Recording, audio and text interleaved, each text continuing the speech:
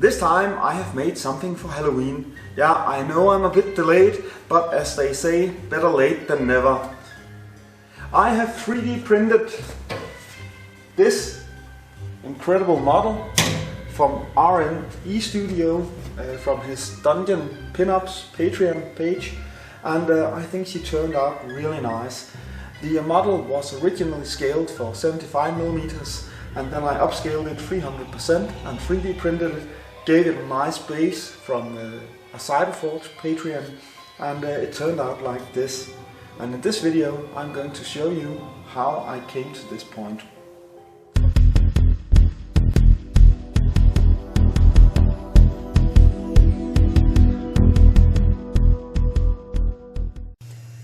I just hate it when this happens. I'm pretty sure this is a reprint. I don't think I can save this. When I went to bed last night, this seemed just fine. It was printing, everything looked okay, and when I got up this morning it looked like this. This is most likely beyond saving. So that's a reprint, definitely a reprint. I finished printing off the parts without any further errors, and as you can see on the quality, the Ender 3 did a very nice job. So now I only need to remove all of the supports, sand it down and add some filler into all of the gaps so I could prime the model. When gluing a model like this together, I use a combination of super glue and baking powder to cure everything. This works really well and it creates a strong and secure bond. All of the gaps are filled using a cheap filler from a hardware store. This works really well, but it needs a couple of days to dry. After that, you'll have to sand it down, and sometimes you might even have to apply several coats.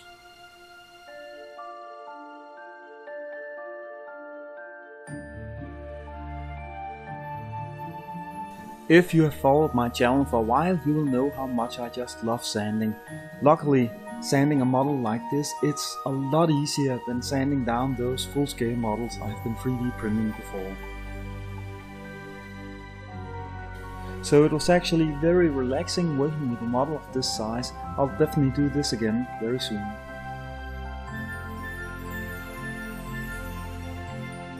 Just a real quick tip: when working with models of this size, you need to remove the layer lines you have gotten when 3D printing a model. And a fast way of doing that is using a common or cheap spray paint with a gloss varnish. I usually apply a couple of layers because those layers will hide all of the layer lines. They will simply blend them out. So this will be very smooth, and you want everything on a model like this to be smooth because the paint won't look good if it has some bumps or cracks or imperfections. So this is a fast and effective method. Sometimes you will need to give it a coat, medium to heavy coat of gloss varnish, let it dry, check the model out, see if there's any errors and flaws, sand them down if there is any, give it a second coat or maybe even a third coat. So it's all a question about quality control every time you work with a model like this. So it's very difficult seeing how it actually turned out as long as it's only the gloss varnish that's on the model. So now I'm going to give this very nice model a coat of common primer, and then we can see how it looks, and then I can remove errors if there is any, and then it's ready for painting.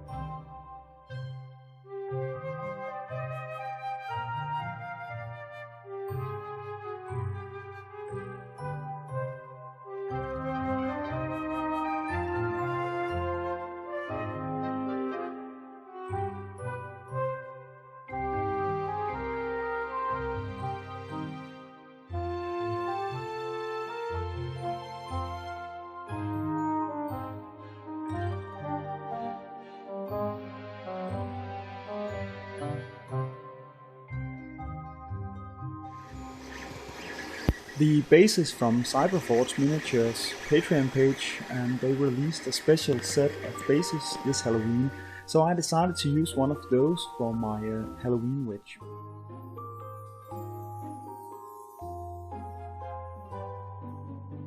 I really enjoy making bases like this. There is a lot of dry brushing, and when it's all done you need to apply all kinds of vegetation, and I just love how that feels.